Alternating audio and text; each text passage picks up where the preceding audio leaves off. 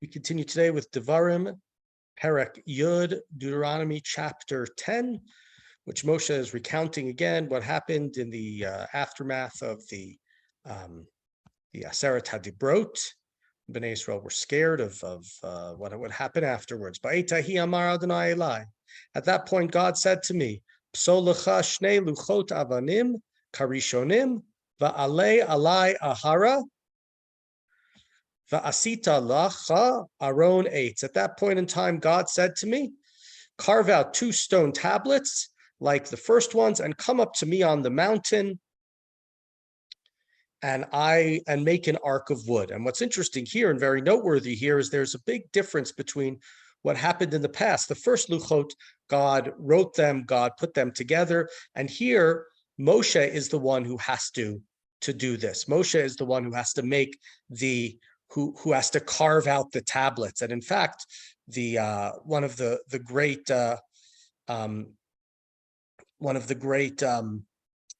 excuse me, I'm feeling a little under the weather today. Rabbis, Rav Sadia Gaon, he talks about the difference between the first luchot and the second luchot, and he talks about how the second luchot are greater than the first ones because the second ones were a combination of God and man. The first one were all God. God writes them. God does everything. And here it's a combination. Moshe is doing part of it. Moshe is making the Aron.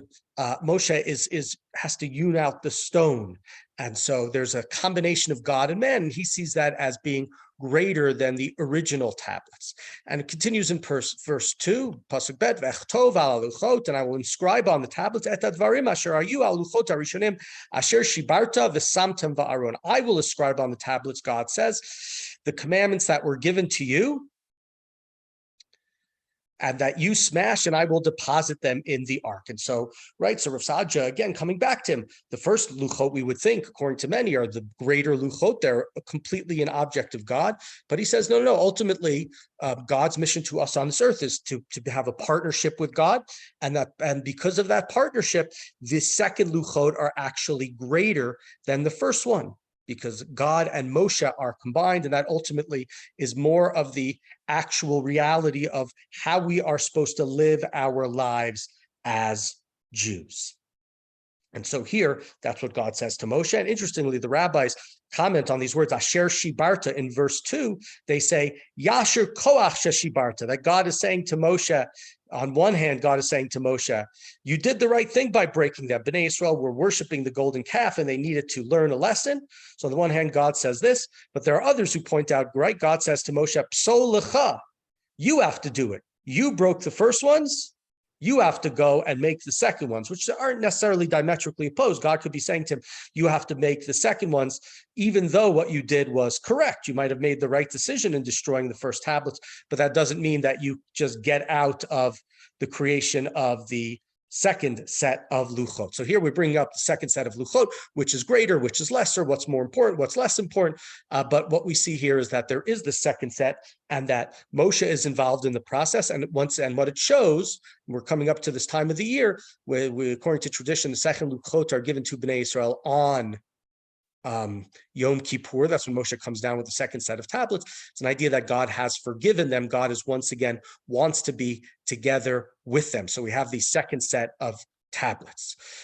Continuing in verse 3, Pasuk Gimel, Va'as Aron atzei shitim ve'efsol shnei luchot avanim karishonim va'al haharo shnei luchot biadi. I made the ark of acacia wood and I carved out the 2 stone tablets. Like the first, I took the tablets with me and I went up to the mountain. Vayichtov ala luchot k'michtav harishon. And after the inscription that was done, right, this is being done by God, was like the first ones. Et aseret hadvarim, the 10 utterances, right? It's oftentimes translated as the 10 commandments, but we know that ultimately it's the 10 utterances, not the 10 commandments. The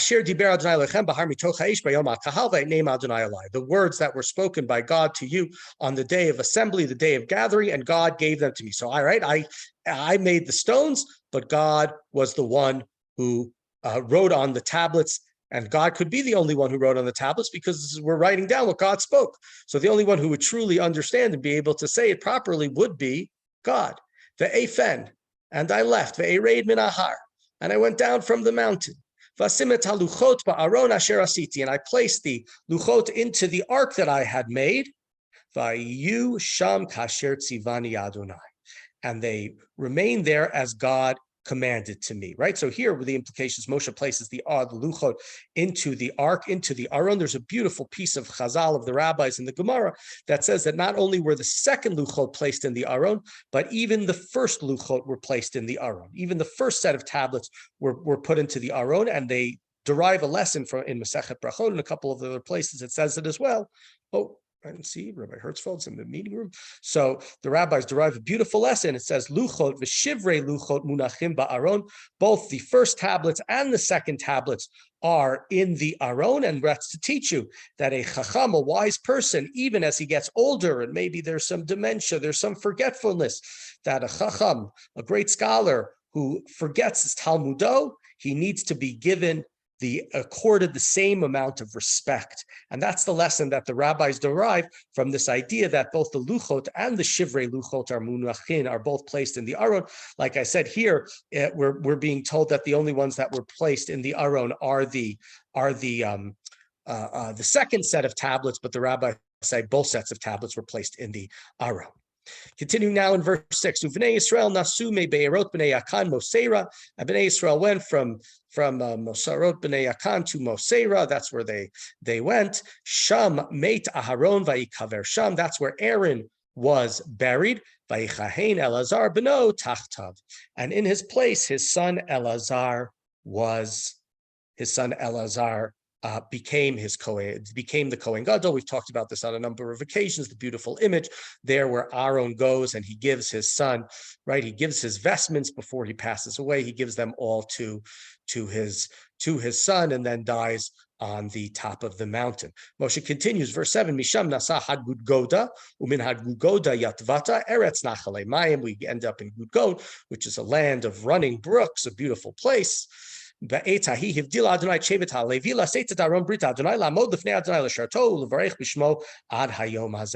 comes back and he says it was at that time that God then separated the Levites and said that the Levites were going to be the ones who were going to carry the different parts of the Mishkan. Here it says carrying the ark, but we know it wasn't only the carrying of the Aron. They also carried other vessels, and they also would serve helping the Kohanim in the Mishkan. They would levarech bishmo, as it says here. They would bless God's name, and that continues ad hayom hazeh. Like we said numerous times, it's in the book of Devarim. What does this mean, ad hayom hazeh? So here we could say it's Moshe saying, this is what we said at this point in time, and now they're still doing it today. Or as many commentators, right, following the Ibn Ezra say, that there were little significant little pieces added later on by Yehoshua, and here Yehoshua would be saying some 25 years later or so, right? Yehoshua would be saying, maybe 15 years later, would be saying that the Levites continue to bless God and to bless Bnei Israel these years later. Al Kain, verse 9, Lo haya leLevi chelek v'nachal emachav Adonai u'nachalato kasher diber Adonai lo. And this is why the Levites don't have the same type of territory given to them in the land of Israel like the other tribes. They are their territory, their portion is serving in the Mikdash. Their portion is being together with God. V'anochi, Moshe says, Amadati v'har kayamim arishonim 40 yom v'arba'im laila. I was on the mountain for 40 days and 40 nights.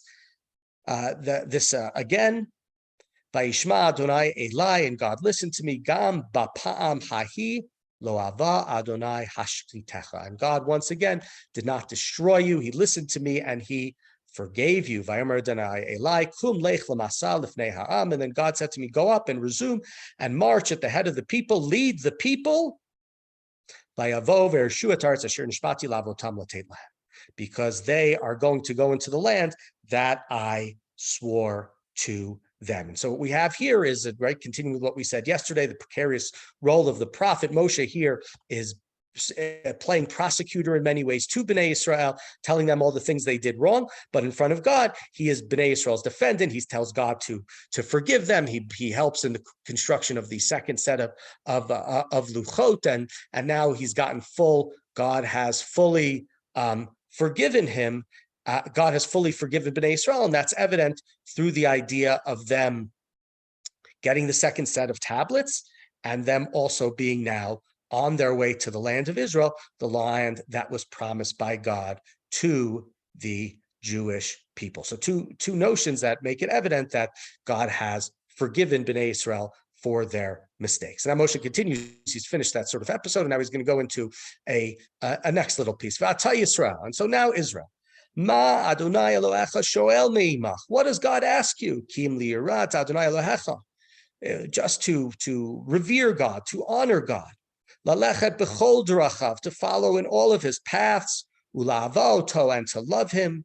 V'la'avod et Adonai Elohecha b'chol levavcha v'chol nafshecha, and to serve your God with all your heart and all your soul. Right? This seems like Moshe is saying this is a small thing. We know this is a big thing, and the Gemara says talks about that. For Moshe, it was miltra zutra. For Moshe, this was a small thing to worship God and to follow this. But for the rest of us, to worship God or to fear God properly is a very difficult thing. It's not a very simple thing. But for Moshe, this was a simple thing. Lishmor et mitzvot Adonai v'tchukotav asher anochi mitzavcha hayom latov lach, to go and to follow the commandments which I am giving to you on this day. And as one of the themes, as we talked about on this day over and over again, Moshe says that latov lach, that this is for your benefit. This is something that you will benefit from by keeping God's commandments. Hein, continuing verse 14,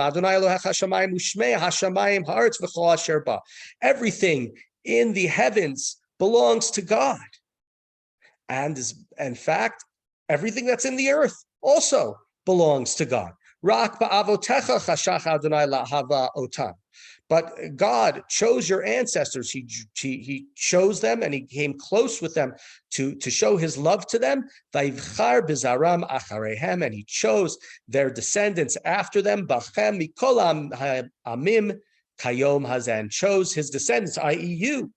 He chose you on this day, as we see is now the case, that God is with you and God is walking in front of you, and God will lead you into the land of Israel, much as I have said, umaltemet arlat levavchem, and therefore cut away the thickening of your hearts. We know the idea of milah, the cutting away, the brit milah, the circumcision, and Moshe is saying here, cut away all of the things that are keeping you from worshiping God properly, and stiffen your necks no more. Right, in the last chapter, a couple of times, Bnei Israel were described as an amkshe oref, a stiff-necked people in regards to the golden calf. And Moshe is saying here, don't be stiff-necked anymore. You need to be able to humble yourselves. You need to be able to come to that, to come close to God.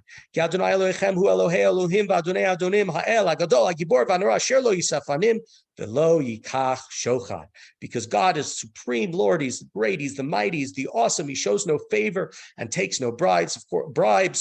He doesn't take any brides either, as far as I know.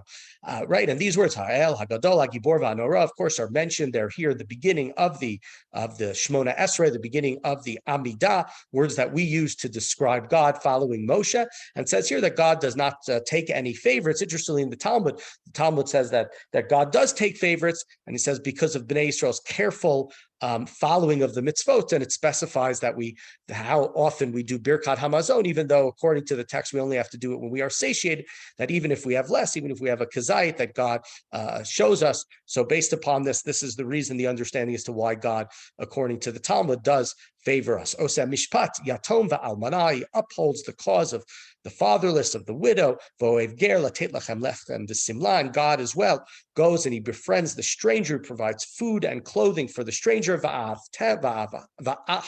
et hager ki gerim heitem be'eretz Mitzrayim, and you should love the stranger, you should understand the stranger because you were strangers in the land of Israel. Command that's repeated over and over again in the book, in the Torah. Continuing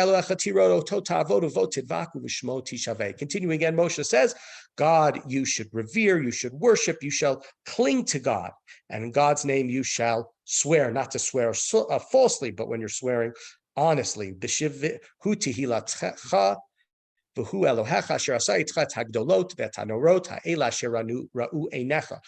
is your glory. God is the one who performed all of these marvels, all of these miracles that you saw with your own eyes. And just in case you didn't know how great God was to you, Moshe finishes the chapter, B'shivim nefesh, yardu avotecha mimitzrayma. Only 70 of you went down to the land of Egypt, as we're told at the end of the book of Bereshit, and told again at the beginning of Sefer Shemot. Yaakov and his descendants who come down are only 70. Ba'ata samcha Adonai Eloheinu but now God has placed us like the stars in the sky. That's how great, that's how numerous, that's how many we are.